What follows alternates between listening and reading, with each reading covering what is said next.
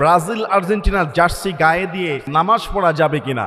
বিশ্বকাপ চলাকালীন সময়ে আমরা বাংলাদেশে যুবকদের মধ্যে যে উন্মাদনা আমরা দেখি, যে আপনার জার্সি গায়ে দিয়ে সে রাতে ঘুমায়, চলাফেরা করে, ইভেন তার পছন্দের দলের ব্রাজিল বা আর্জেন্টিনার জার্সি গায়ে দিয়ে সে সলাত আদায় করে।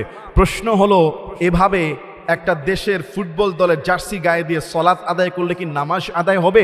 প্রিয় ভাইয়েরা, আপনাকে দেখতে হবে যে এই দুইটি দেশ, এটা জাতি, বর্ণ, ধর্ম হিসাবে তারা কেমন।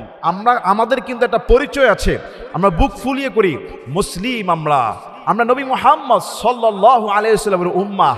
এইটা বলতে যদি কেউ দ্বিধাগ্রস্ত মনে করেন, তার কিন্তু ঈমান থাকবে না। আপনি বলতে পারেন, হুজুর নিছক একটা খেলাই তো, আর একটু জার্সি তো পড়লাম, তাদের সমস্যা কোথায়? আপনি জানেন ব্রাজিলের যে জার্সি, ওখানে বলা হচ্ছে ইলুমিনিয়াত, শয়তানের প্রতীকী নাকি চিহ্ন রয়েছে। আবার আর্জেন্টিনা, তারা কিন্তু সরাসরি সবচেয়ে মজলুম দেশের উপর জুলুমকারী, ফিলিস্তিনের উপরে জুলুম করা ইসরায়েলকে সাপোর্ট করে, সমর্থন করে, সহযোগিতা করে। আপনি বলতে পারেন, হুজুর আমার পছন্দের দেশ, সেখানে সেটা, এখানে এটা। দেখেন ভাই, তারা হলো এমন দেশ, তারা ইসলামকে শুধু অপছন্দই করে না, ইসলামকে নিয়ে কুটু কথা, ইসলামকে ছোট করা, ইসলামের বিরুদ্ধে সহযোগিতা করা, তাদের কোনো কমতি নাই, ঘাটতি নাই। আপনি চিন্তা করেন, আপনার মুসলিম ভাই, মুসলিম বোন, বা আপনার নিজের মা, আপনার নিজের বোন, আপনার নিজের স্ত্রী সম্পর্কে যারা গালাগালি করে, যারা আপনার স্ত্রী মায়ের সম্পর্কে সতীত্ব নিয়ে প্রশ্ন করে, যারা ইসলামকে, নবী মুহাম্মদ সাল্লাল্লাহু আলাইহি সাল্লামকে কষ্ট দেয়, খাটো দেয়, আমি আপনাকে সেই নবীর উম্মত হয়ে, সে আল্লাহর বান্দা হয়ে, আমরা কি এরকম একটা ইসলাম বিরোধী কর্মকাণ্ডকে সমর্থন করতে পারি?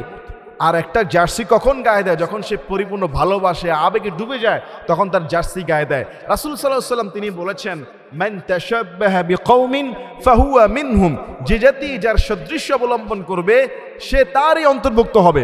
অর্থাৎ আপনি যেই জাতিকে মহাব্বত করলেন, আপনি তাদেরই দলভুক্ত হয়ে কিয়ামতের দিন দাঁড়াবেন, আপনাকে শাস্তির সম্মুখীন হতে হবে। এমনি নিছক যদি আপনি জার্সি গায়ে দিয়ে নামাজ পড়েন, একে তো আপনি ইসলামকে ছোট করলেন, বিধর্মীদের একটা চিহ্নকে বহন করলেন, এবং বিধর্মীদের একটা প্রতীকী, যেমন জার্সিটা কি, আর্জেন্টিনা যারা, তাদের নাগরিকদের কাছে এই জার্সি তাদের কলিজা।